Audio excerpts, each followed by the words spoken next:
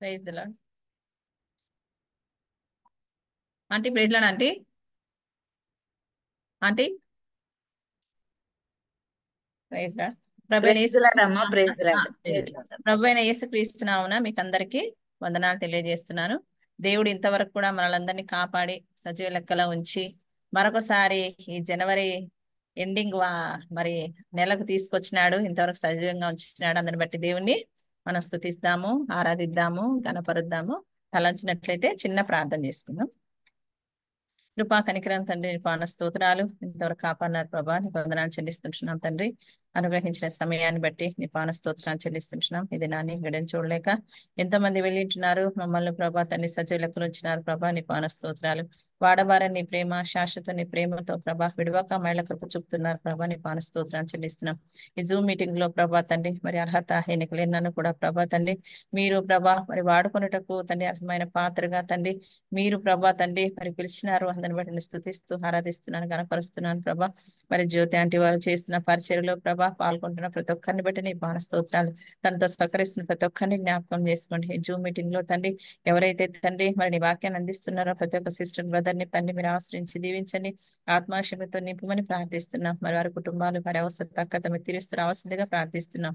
ఇచ్చిన సమయాన్ని బట్టి నీ పాన స్తోత్రాలు చెల్లిస్తుంటున్నాను తండ్రి. మరొకసారి నాతో మాతో మీ వాక్య పెరుగులో ప్రభా మీరు మాట్లాడమని మరొకసారి ఇచ్చిన సమయాన్ని బట్టి నేను స్తుతిస్తూ యేసుక్రీస్తు ఘనమైన పరిశుద్ధ నామమున అడిగి వేడుకుంటున్నాం తండ్రి. ఆమేన్. ఆమేన్ ఆంటీ. ఆమేనమ్మా.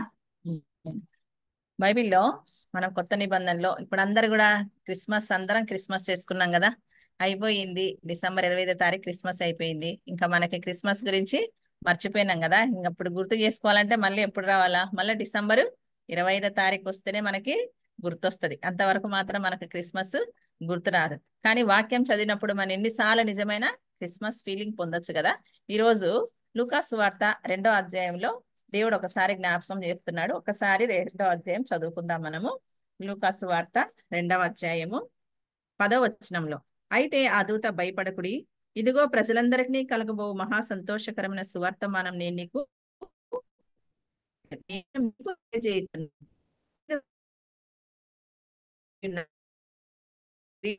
దానికి ఒక శిశువు పొత్తిగుడ్డలతో చుట్టుపడి ఒక తొట్టిలో పండుకొనేట మీరు చూచెదరని వారితో చెప్పాను.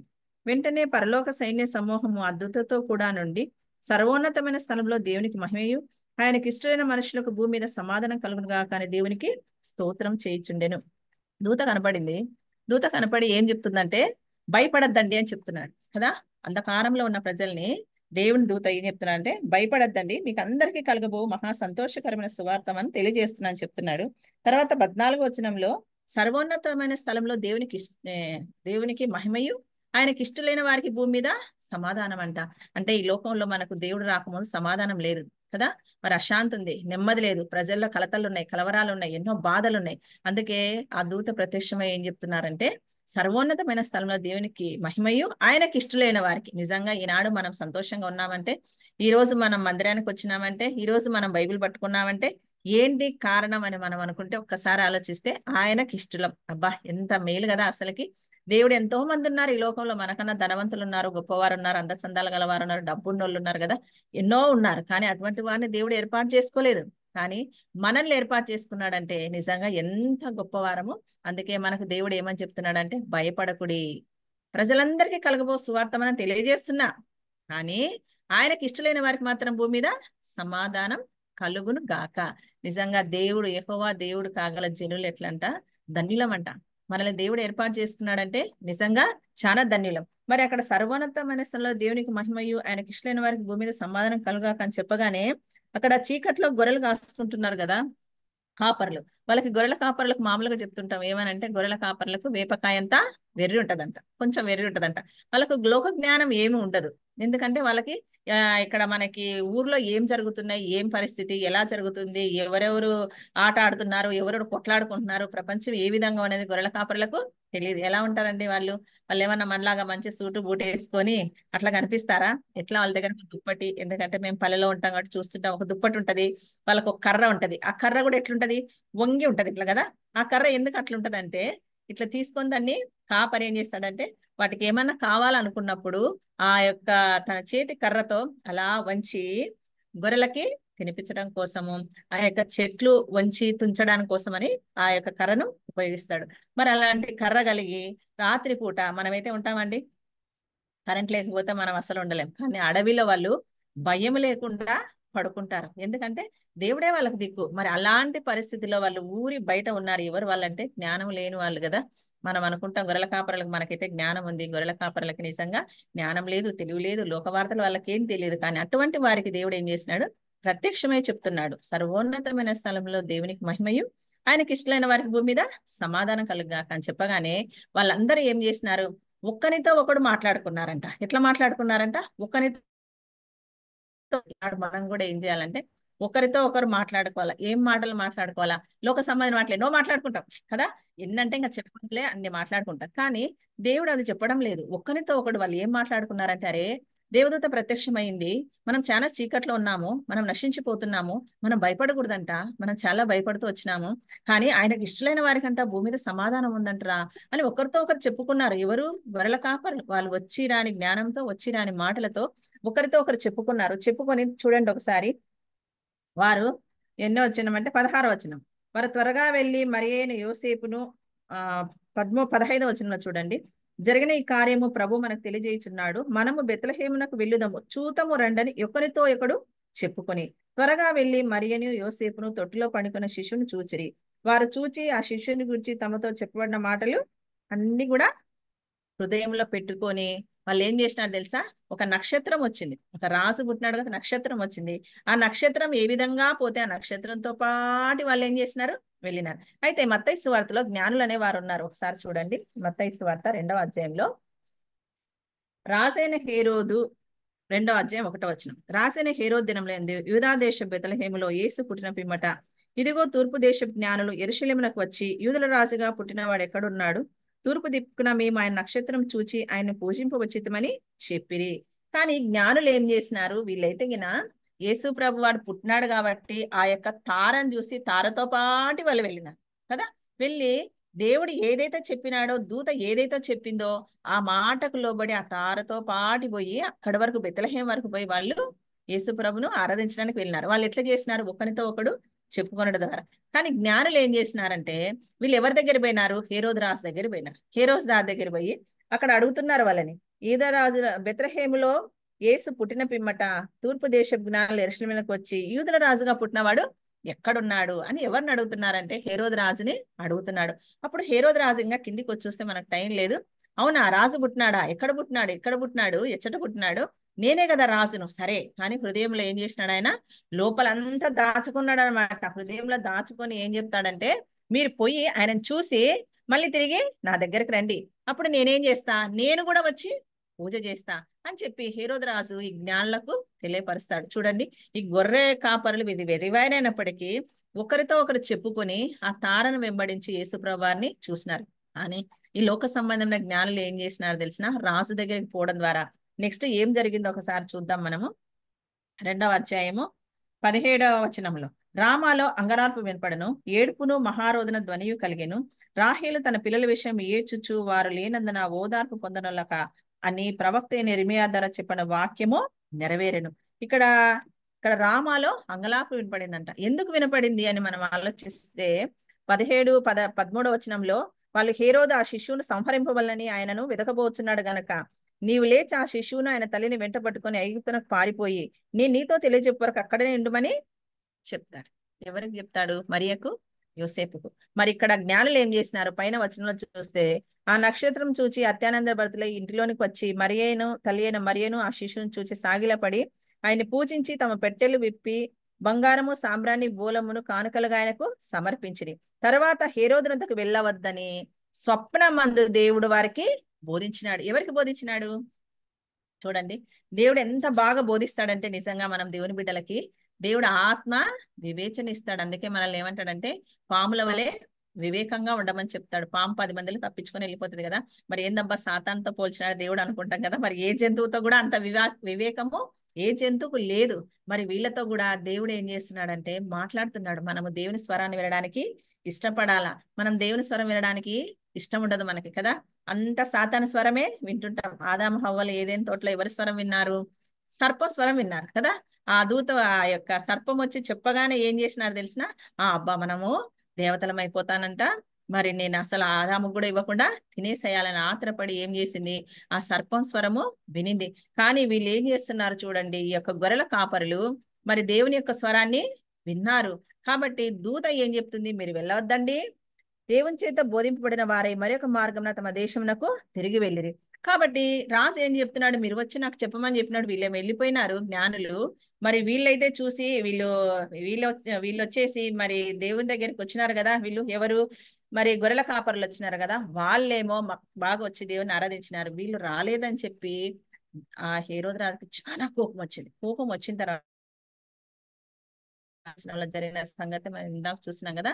అక్కడ హేరోదు రాజు 2 సంవత్సరాలు పిల్లలందరినీ కూడా గొంతులు చేసినాడు. కాబట్టి జ్ఞానులని చెప్పుకున్న వాళ్ళు ఏం తీసుకొచ్చినారమ్మ ఊరంతటికి? మనం కూడా చాలా మంది చెప్పుకుంటున్నాం, అబ్బా మాకు చదువు చదివినాం, ఇంత చదివినాం, అంత చదివినాం, చాలా గొప్పలం అనుకుంటున్నాం. కానీ ఆత్మ సంబంధమైన జ్ఞానము లేదు.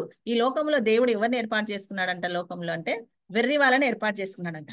మనం ఎవ్వరం కాదు, మన జ్ఞానులం కాదు, మంచి వాళ్ళం కాదు. ఈ లోకంలో ఒక్కసారి మన పాపాలన్నీ ఒకసారి మన వీపు మీద రాస్తే మనల్ని ఎవరు ఊర్లో ఉండకుండా కొడతారు కదా. అట్లాంటి పాప రోగంతో హృదయం మోసకరమైనది, ఘోరమైన వ్యాధి కలది. దాన్ని గ్రహింపగలవాడేవాడు? ఎవ్వరు కూడా లేరు.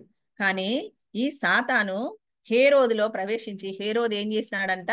మొత్తం 2 సంవత్సరాల పిల్లలందరినీ కూడా చంపించినాడంట. ఈనాడు జ్ఞానులని చెప్పుకున్న వాళ్ళు ఆనాడు యేసుప్రభు పుట్టినాడని చెప్పి సంతోషించేదానికన్నా ఈ 2 సంవత్సరాల పిల్లలందరినీ గొంతులు ఇట్లా పాలు తాగుతుంటే తల్లి దగ్గర నుంచి ఏం చేసినారు? వాళ్ళు ఏం చేసినారమ్మా? తీసి లాక్కొని గొంతు కోసేసినారంట. అబ్బా ఎటువంటి బాధ చెప్పండి. క్రిస్మస్ క్రిస్మస్ అంటే ఏందండి? క్రీస్తును ఆరాధించడం. కానీ ఆ క్రీస్తును ఆరాధించే బదులు ఈ యొక్క జ్ఞానులు ఏం చేసినారు? ఆ పిల్లలందరిని ఒకసారి ఊచకోత కోయించడానికి, మరి హేరోదుకు మరి ఆ విధమైన ఆలోచన రప్పించడానికి ఎవరు కారకులు అంటే ఈ జ్ఞానులే. మరి గొర్రెల కాపరులైతే వాళ్ళు వచ్చినారు అత్యానంద భరితులై ఆ నక్షత్రాన్ని చూసి బాలుడైన యేసుని చూసి అక్కడ మొక్కినట్లు మనం చూస్తున్నాం. మరియమ్మని చూస్తేనేమో మరియమ్మ కూడా దేవుడు ప్రత్యక్షమే చెప్పినాడు. ఆమె ఏం చేసిందంటే ప్రతి ఒక్క మాటను కూడా ఆమె ఏం చేసిందంట? హృదయంలో భద్రం చేసుకుందంట. మనమైతే భద్రం చేసుకునే వాళ్ళగా ఉంటామా? ఏదన్నా మనకి చెప్పినారనుకో మనం పోయి ఎంతమంది చెప్తామో. ఎందుకంటే మరియ నిజంగా యేసుప్రభు పుట్టినాడని క్రిస్మస్ చేసుకుంటాం. కానీ ఎంత మంది ఆ రోజు ఆ విషయంలో బాధపడినారంటే చూడండి. యోసేపు మరియాల విషయం చూసొస్తే యోసేపు రహస్యంగా ఆమెను ఏం చేసినాడంట? విడనాడను ఉద్దేశించినాడంట. ఎవరు? యోసేపు. అయ్యో ఏంది, మా ఇద్దరికి పెళ్లి కాలేదు, ఏం కాలేదు, ఎక్కడి నుంచి నీకు కొడుకు పుడతాడ్రా, బాబు పుడతాడ్రా, ఎట్లా పుడతాడ్రా, ఎట్లా ఆమె ప్రెగ్నెంట్ అయిందిరా అని ఎన్ని అవమానాలు ఆయనని, ఎన్ని అవమానంతో ఎంత బాధించినారో, ఎంతగా ఆయనను మరి దుఃఖ పెట్టినారో మనకి తెలుసు. ఒక చిన్న విషయం మనకు జరిగితేనే మనం ఎంతో బాధపడిపోతాం కదా. కానీ యోసేపు ఏం చేసినాడంటే ఓర్చుకున్నాడు. మరి మరియ విషయంలో చూస్తే మరియ కూడా తను ఎంతో బాధపడి ఉంటుంది. తను ఎవరన్నారు కదా? కన్యక కదా. మరి నా గర్భం మందు యేసుప్రభు పుడుతున్నాడంటే ఒక సంతోషము, కానీ ఎవరితో పంచుకోవడానికి కూడా ఆమెకి అవకాశం లేదు. ఎవరికి కూడా నాకు ఈ విధంగా జరుగుతుందని చెప్పడానికి కూడా ఆమెకి అవకాశం లేదు. తన సంతోషాన్ని పంచుకోవడానికి లేదు, తన దుఃఖాన్ని పంచుకోవడానికి లేదు. లాస్ట్ కి తను ఏం చేసింది? మరి గాడిద పైన గంత కట్టుకొని వాళ్ళు పోయినారు. పోయిన తర్వాత ఆమె ప్రసవ దినంలో వచ్చినప్పుడు, ఆమె డెలివరీ అయినప్పుడు చూడండి, ఎవరన్నా ఆమెకు తోడున్నారండి? ఎవ్వరు లేరు. ఎంత భయంకరమైన పరిస్థితి చూడండి. ఒకసారి ఆలోచిస్తే ఈనాడు పల్లెల వాళ్ళకు కూడా ఎవరుంటారండి? పక్కన అత్తలు మామలు వాళ్ళు వీళ్ళు, అయ్యో మా పాప డెలివరీ అవుతుంది, మా పాప ఇట్లా అని చెప్పి ఎంతో చేస్తారు. కానీ నిజంగా ఈ యేసుప్రభు వారు పరలోకాన్ని వదిలిపెట్టి ఆ లోకంలో ఆయన కోటాను కోట్ల దూతల చేత పొగడబడుతున్నాడు కదా. పరిశుద్ధుడు పరిశుద్ధుడు పరిశుద్ధుడు అని పొగడబడే దేవుడు ఈ లోకంలో నీ కోసం నా కోసం ఎలాంటి పరిస్థితి అనుభవించినాడంటే, ఎంత తక్కువ స్థాయిలో ఆయన జన్మించడానికి ఇష్టపడినాడంటే మనందరి కోసం. మనం ఎవరైనా పరలోకం చూసొచ్చినామండి?